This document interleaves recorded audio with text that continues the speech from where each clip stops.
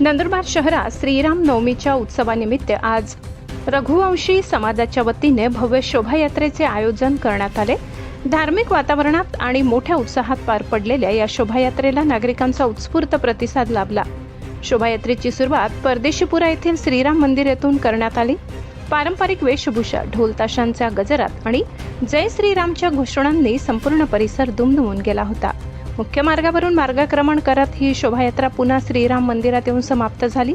या शोभायात्रेत आमदार चंद्रकांत रघुवंशी, नगराध्यक्षा रत्ना रघुवंशी तसेच रघुवंशी समाजातील सर्व भाविक मोठ्या संख्येने उपस्थित होते। ठिकठिकाणी नागरिकांनी शोभायात्रेचे स्वागत केले।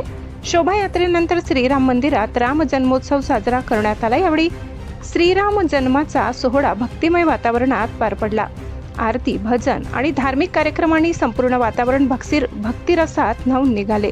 एकात्मता आणि सामाजिक ऐक्याचे दर्शन घडले।